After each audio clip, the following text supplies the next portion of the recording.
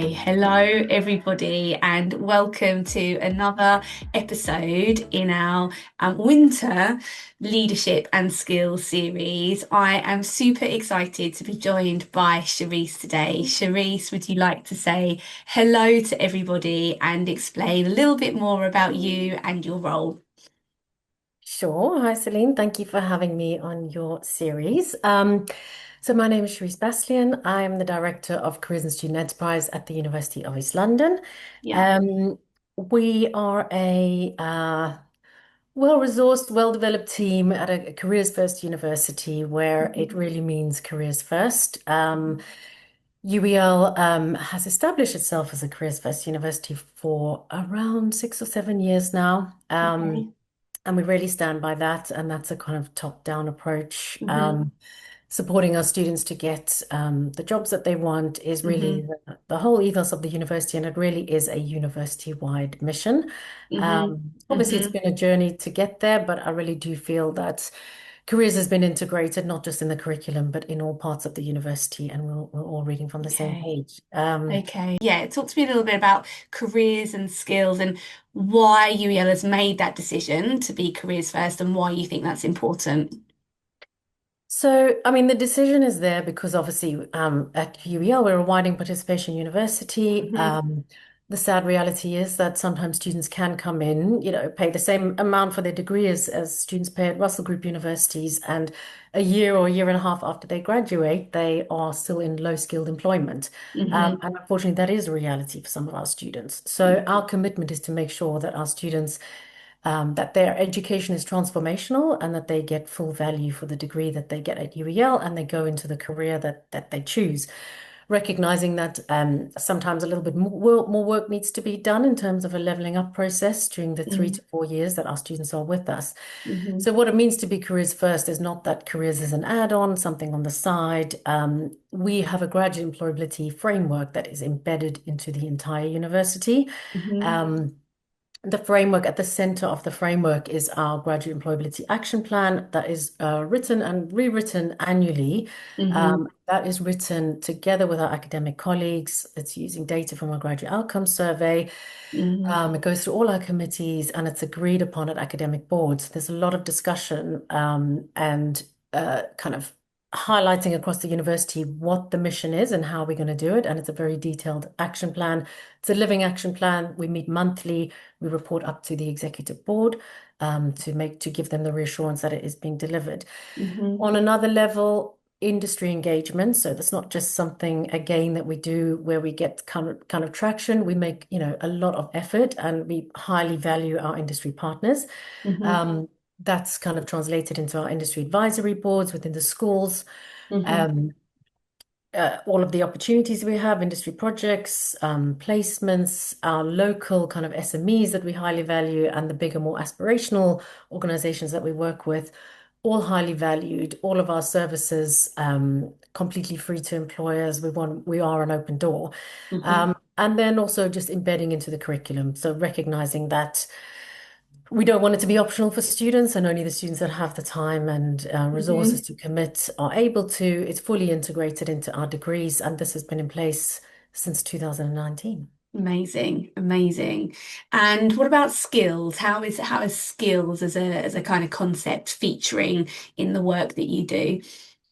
So again, I would say not just because I work at UEL, but definitely UEL was ahead of its time. So I think it was Mm. the first university to fully integrate a skills and employability module, accredited module at every level of study for every single student across all degrees in Amazing. 2019. Yeah. So at that point where when Professor Amanda Broderick came to the university, we sort of rewrote the entire academic framework to make place for this module. So already before skills became a huge buzzword, the Vice Chancellor had the vision to get this into the curriculum. Amazing.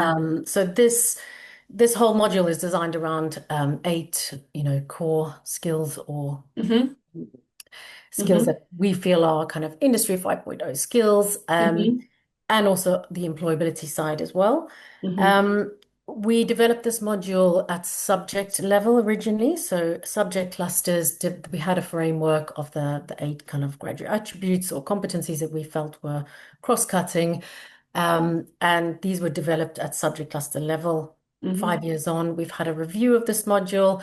And I think in terms of making it a stronger statement in terms of these interdisciplinary skills being Mm, cross-cutting, mm, um, this has now been kind of whittled down to one module per level of study.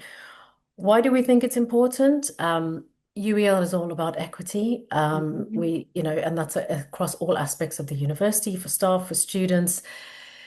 Skills is probably at this point one of the most powerful ways that employers can recruit equitably. love Kind of that. Yeah. What meritocracy. what a Um, line. I love that. Yeah, beautifully um, put. Hmm.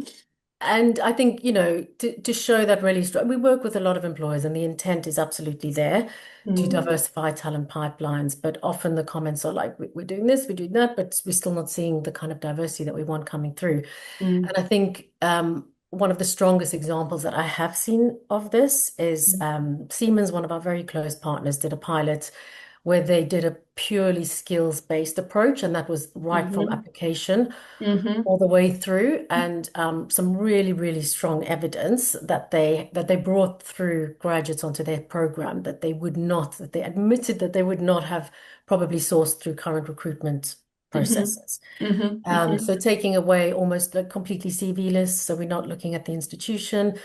I mm-hmm, think for me, the challenge is that skills-based approach, especially at application stage. I think mm-hmm, that can be a challenge for some employers and all mm-hmm, the way through. But I think that is the thing that we need to crack between mm-hmm, universities and employers is mm-hmm, actually how we kind of have a robust evaluation of the soft skills. I think this is a sort of place where we are. It's students can self-assess, but how do employers actually do that assessment of the soft skills? mm-hmm, Um, mm-hmm, mm-hmm, I'm hearing more and more, and it slightly frustrates me with employers. We don't really mind what students study. Great, obviously broadening out those opportunities for students. We don't mm, mind what they studied. We can teach the hard skills. We have a training program. mm, Obviously even technical companies are taking non-technical students.